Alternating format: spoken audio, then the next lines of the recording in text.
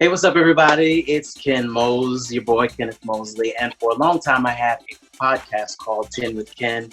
But in these days and times where we're sitting in here doing nothing, I thought it would be productive to actually have some good conversation with some people who have great things to say about everything that's going on now, and just to have good, encouraging, uplifting content rather than me posting a meme all the time. So this is kind of 10 with Ken, the video version.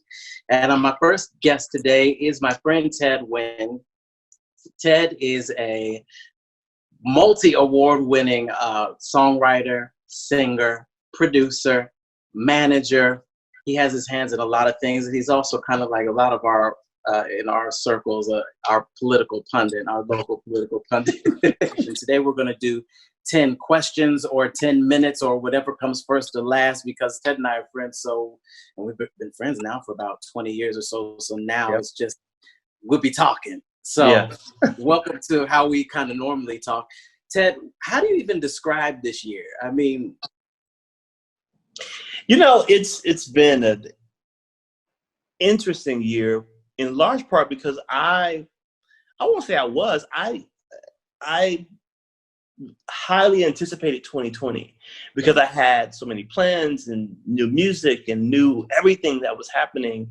And I think all those things will still happen for me, but it has definitely been a year of unimaginable events, to put it lightly. Yeah. We see that COVID-19, I have friends who were in Japan. Most of them are back here in the country now. Mm-hmm. They've been dealing with this for months, man. And to finally hear that the federal government heard about this and was warned about it no later than January 29th, but even toward the end of last year, had heard about it, been warned about it. We've seen now online written memos from January 29th where the federal government has been specifically warned about COVID-19. Yep. What are your thoughts on the federal government and its leadership during this particular time? Well, I think the government has failed us miserably, to be blunt. The fact that this was not something that had its genesis in New York or Chicago, and we were kind of like trying to sort it out.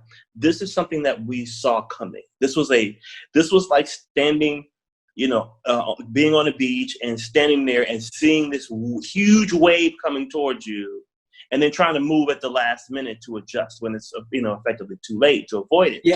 And that's what I feel like happened. But I think that is not a surprise, unfortunately, because the leader of our federal government, the president, is someone who downplayed this, someone who is inept, someone who lacks the kind of mental wherewithal, I think, and emotional, and even just kind of basic intellect to deal with this in a responsible way. And that has endangered many more Americans than I feel like it would have if we had different leadership. Yeah, and we're not even talking, scientific knowledge. We're talking even just basic communication skills to be able to set people a little more at ease. Not that we should downplay it, but to make me feel as though there is someone at the helm who has things under control, or at least has an outlook or forecast, a plan. I have sat and watched other world leaders. When this first started hitting North America, I saw how I saw a full press conference. It was remarkable. Yeah. They were standing 6 and 7 plus feet apart from each other. Mm-hmm. They were expounding upon plans for how they're going to deal with their airports, their ports of call in terms of the oceans, their cruise lines. Mm-hmm. Everything was already begun to be laid out and expounded for the public to know. The Prime Minister, Justin Trudeau, was already in self-quarantine. They had him take part in his press conference in front of his home because he had been exposed and then and been tested positive. And then flash forward a couple of hours to our press conference. Everyone is standing shoulder to shoulder, shaking hands, sharing the mic, adjusting the mic. Everyone. It's really emblematic of the kind of leadership that we've been experiencing. And I'm not one to be negative for negativity's sake. I think I had critiques, not just for this president, even the former one, the previous one, President Obama, definitely the one before that. It doesn't matter if I voted for you or not. We all have our opinion and our say in this country. Yes. And so to see the way things are and to see where people now are so jumpy and reticent to even voice their concern if they don't want to feel like they're bucking against, the authority and that kind of thing. And I think that is the kind of sheepling, and I hate using that term, but it's the kind of group mind, can we say, that leads people to destruction. On that note, I have seen leaders on the state level, on the local level, that have stood out to me. One of which obviously is like Governor Andrew Cuomo out here in California, Governor Gavin Newsom. Yes. What do you think? Have you seen some standout leadership that you think is notable? I think those two definitely are. I definitely think that our mayor here in Atlanta, Mayor Keisha Lance Bottoms, has been exemplary. She was putting executive orders in place weeks ago to disallow people from having their utilities cut off, their water cut off. She moved to stay evictions and foreclosures. Like, she's been very much a forward thinker about this entire pandemic and the ways in which she should respond, as much as she had the power to do so. Even before we had a state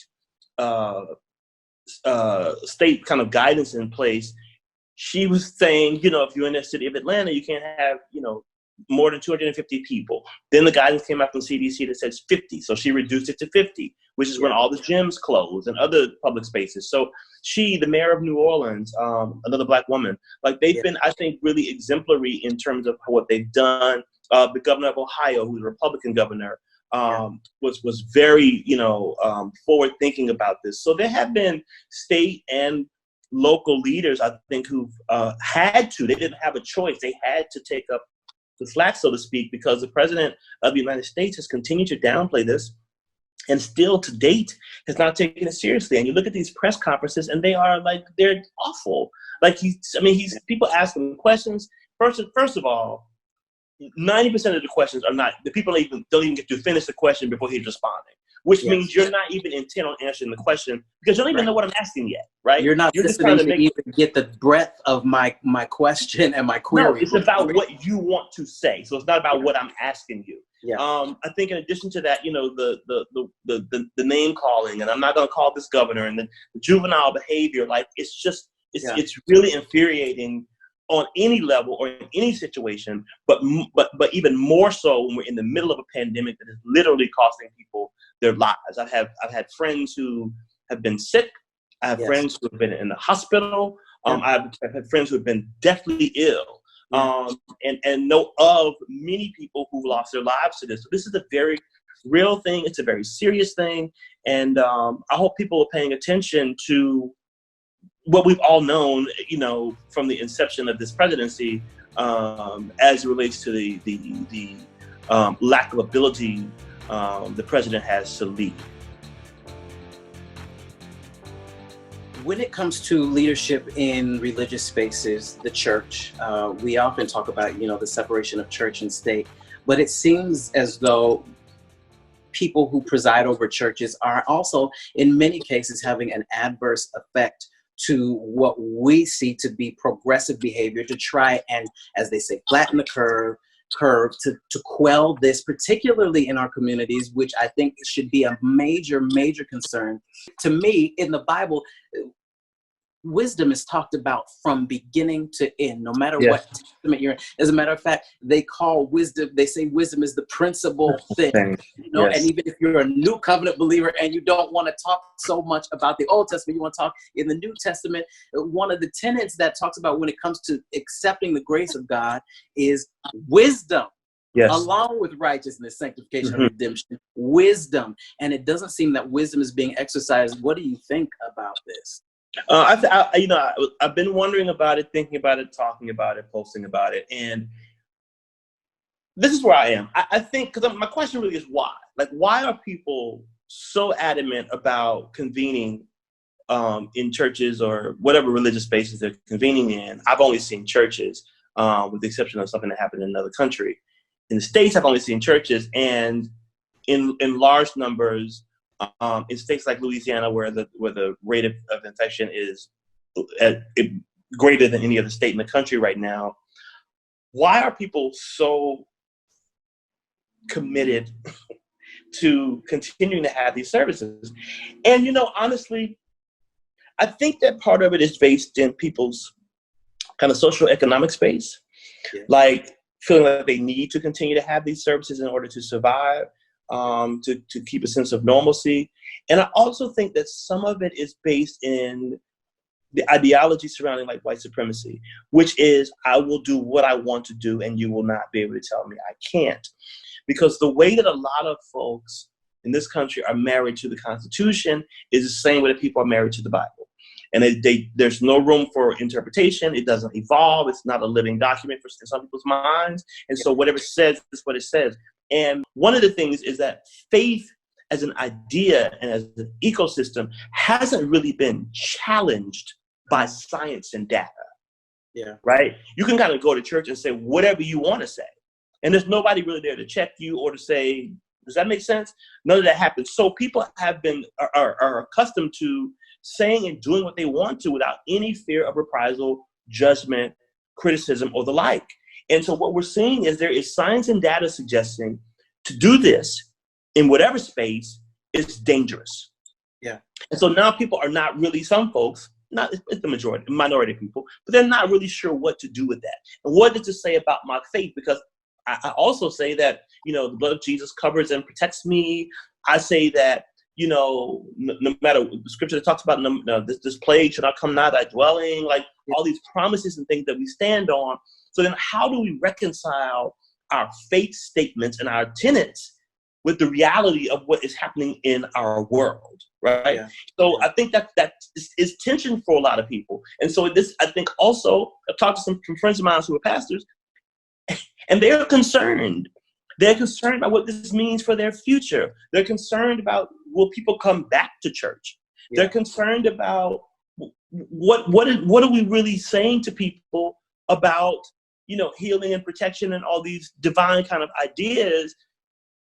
And are we to try and actualize them in this moment? I mean, when you look at the list of folks who are dying, especially in like Church of God in Christ to be specific, like, I mean, I've lost count of how many bishops and, folks have died because a lot of those people. So quickly. Yeah, because second week of March is when a lot of people have what's called their state workers meetings. It's a religious gathering of churches in a certain state. And so the week of the 15th, a lot of, in Michigan, in Kansas, in Missouri, people were having a lot of state workers meetings because that's when they have them. And this was after people had been told to do social distancing. This was after church. My church had already started streaming. And people were still convening and having it. So I know of a guy in Kansas City who died last week, a musician. Our state minister of music is down. She has it. They were all at the same service. All these people in Flint, Michigan, they were all 3 people died from that same service, a pastor, a bishop, and an elder or something. But all 3 of them were at the same thing. Look at Detroit, where unfortunately, like Bishop Sheard, Karen Clark Sheard's father-in-law, mother-in-law, her brother-in-law, all of them are sick, and they were all at state workers meetings. So I just am in a place where I am, I'm honestly like frustrated on many levels at people who are continuing to do this in spite of all of the information that we have out there and how dangerous it is to their parishioners. Yeah, I don't want to be on the side of exercising my faith at the risk of someone else's well-being. Yeah. You know what I mean? Because it's not about I'm going to this service to enjoy myself or to exercise my religious freedom, but then I'm also now a carrier. Yep. And if you're asymptomatic for a number of days, then really you're spreading it all while you're saying you're walking in faith. It's just really, really scary when Jesus said, love your neighbor as yourself. Like that's one of the main things, you know what I mean? So it's an interesting balance. And I think as things develop, we're going to see, I hope, some kind of reconciliation of our faith versus, also considering using active wisdom. What should we be looking for? Because I don't think many people took into account, what if something catastrophic happens? Do we have something who's simply just qualified in terms of experience? We're not even talking about the truculence of Donald Trump's personality and potential narcissism. We're talking about just having qualified experience, how someone should handle an emergency. What should we be thinking about as it comes time for this next election? We should be thinking about the responsibility that comes with leading 360 million people and having influence on billions of people all over the planet. Personality does matter. Leadership skills matter. A grasp of government, how it runs, how it operates, respecting the system of checks and balances. Those things matter. Not being someone who is a novice, who's never held an elected position, or even if you have, just someone who isn't, rational and balanced, someone who is, mature, someone who is steady, someone who we believe could go in and not only appoint people to positions who are qualified, people who are going to do a good job in those positions, but also being able to bring a semblance of calm and direction to the country, making people feel at peace, making people feel like, you're working on their issues across the board. Because I kept saying this question, well, why doesn't Trump just do this? And why doesn't Trump just say this? And why would he do that?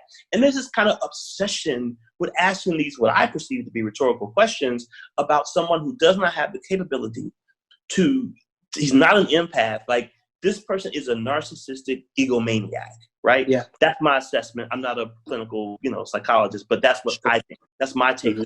He is someone who has to be the center of whatever it is. And I think that we say that maybe in a more flippant way than we should, because I think when you incorporate the science and the data in that, and you look at what happens in someone's brain, like Trump, when he's praised, there literally are hormones released in his body that make him feel good. Yeah. And I think that's a really important point for us to understand about someone who can't function or refuses to function in a way that most people would deem acceptable if he's not being praised, right? And in my estimation, literally lacks the ability to be we are over 12,000 American folks, actually they're all people who died in this country, right? Yeah. Mm-hmm. Since the beginning of March. The president of the United States, anybody watching this can go check, not one time has he said, my condolences to the families, my condolences to those who've lost, literally not one, I'm going to get really upset right now, calm myself, not one time has he said, I'm sorry for your loss. Yeah. Like that's not even something that's freaking presidential. That's a basic kind of human decency thing that you would do. You would say that. I've said that on social media to people I didn't even know who said I lost a loved one. Yeah. And this man's sitting up here every day, but he did last week talk about his ratings. Yes. Being highest, the Super Bowl. And compare them to pop culture shows that shouldn't have any real audience or conversation in this particular matter. And when you become a public servant, the term servant is key here, because there has to be an element of self-sacrifice that is separate and apart from your ambition, your ego, your need to have power, and to be seen and heard. And I just don't see that. But I think it bears mentioning that we need to also look for these certain characteristics on our state and local levels. I just think that when you are talking about a Gavin Newsom, a Garcetti, like the mayor of LA, like other people who have done Cuomo, and other people, the mayor, the governor of Connecticut, the governor of New Jersey, like people who really kind of, Governor Inslee in Washington State have Governor Hogan in Maryland. Governor Hogan, who's a Republican in Maryland, who've really done the work to try to help, protect their people. Those people should be commended. And to your point, it's very important that we pay attention on every level when it comes to our elections. And you know what, on a personal space, it just occurred to me, like, this necessitates us having to assess on every level, down to our very personal space, who we have around us, right? Mm-hmm. Because even some of our friends are, like, people I know are going to quarantine barbecues and brunch on the weekend as if this is some kind of vacation, where really we have to have enough self-discipline to really exercise the ability to sit down somewhere. You know what I'm Quarantine saying? barbecue? Yeah. They're having quarantine barbecues, Ted. They probably Awesome. playing your music. You and Ted and Sherry. They I probably, hope not. Don't play me at that. they play it, turn it I around want on no quarantine parts. barbecue. But I mean, I do think that there has been, well, I just think that people, again, they weren't taking it seriously. And I had to, I don't know if chastise is the right word, but have words with one of my nephews, because he, on like 3 occasions, he sent me like conspiracy theory themed videos. And I was like, first of all, it's exhausting, right? Yes. There's enough real stuff happening to take my And energy. none of it matters right now. Right. So sending me these conspiracy theory videos about, you know, coronavirus in the movie in Japan, like, I'm like, first of all, if people would just take a little bit of time to do a little bit of research, it's not that complicated. Like, the coronavirus, as we understand it, has been around since the 1960s. Correct. Before we were even born. So it's not new. COVID-19 identifies the year that this strain came about. And I mean, that to me is and people laugh at it, but I think it's a very dangerous, you know, paradigm, because you have folks who, it was a woman on TMZ who, in Baltimore, who was standing outside, and a white police officer was walking by. This is recently, like today it came out, and he like coughed. You know, intentionally, I kind of like to, you know, mock, I guess, whatever, the virus or having the virus. And so she was upset, and she was cursing him out, and she was saying, well, it really doesn't matter because Black people can't get it anyway.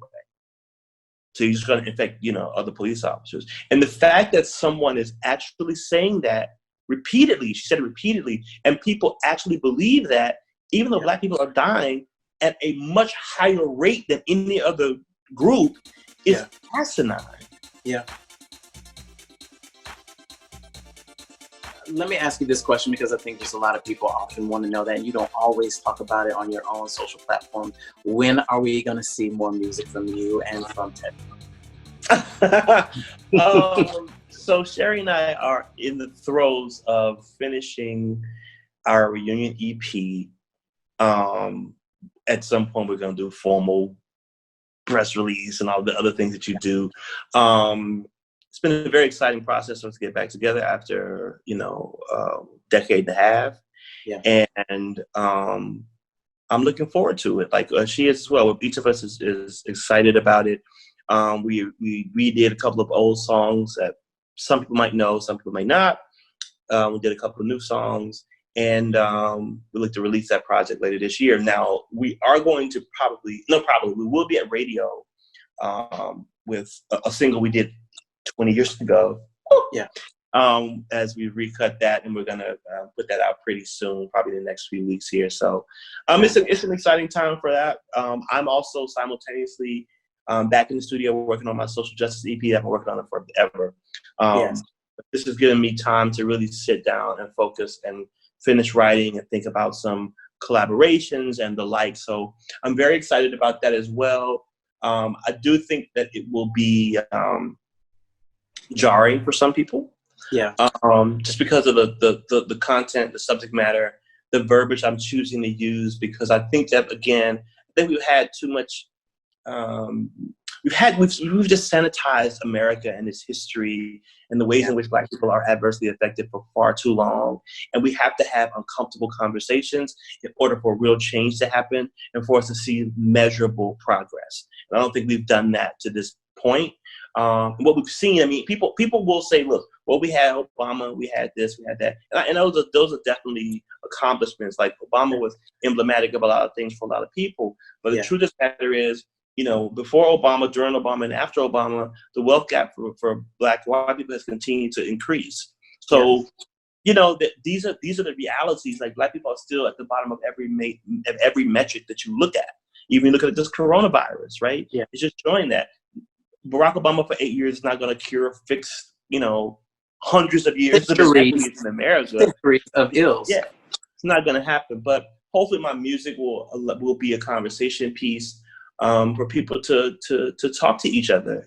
Inside of your group, whoever it is, whether you're talking Black folks talking to other Black folks talking to white folks, talking to Asian people, talking to Latinos, Latinx people. It doesn't matter. It's a conversation that everybody needs to have, I think, because we are living through some of the most unfair and unequal dynamics of any progressive country in the world. Yeah. And that, for me, that's deeply troubling. And there are a lot of people who've been doing the work out here, way before I started talking about it. And kudos to those people. And there will be many others. There are others who are still doing this work, but I don't know that there's a lot of music that really addresses these social ills in the really matter-of-fact, direct way that I intend to do. It is easy to lose sight of what is happening with your people when you have a class shift. Yes. So when you are no longer, the poor Black living in the hood, and you make it, and you start to live in, in suburbia or wherever you live, and your friends change and everything changes. It is sometimes hard to lose sight of that because you're just kind of consumed in your own world. But one of the things I have been very intentional about and have tried to discuss with folks is you can't just be concerned about things that affect you. That's right. And you can't forget. You can't forget, as you said, where you come from, because people are running around saying that this coronavirus is like the great equalizer, and it's not at all. No, it's not. There are people quarantining way better than I am right now. You know what I mean? You and me both. Your quarantine is not my quarantine. You know what I mean? You're outside by this pool. You are up in the mountains. You were able to escape to your vacation property and shut down. It's not the same for everybody. And that is emblematic of just what class is. I'm able to have a comfortable emergency.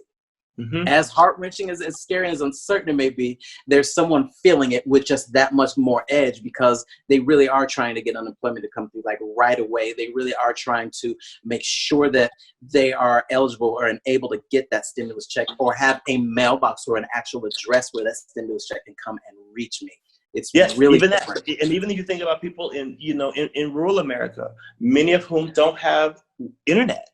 And they're trying to figure out how they're going to, communicate with the government, that they need stimulus. They've lost their jobs. It's all around. I just think, can you imagine, if this was like happening, back in the day when, I think about it when I was when we were living in, in impoverished conditions, and it was 3 people in a 1-bedroom, or people who are living like that now, whose living arrangements work because of mobility.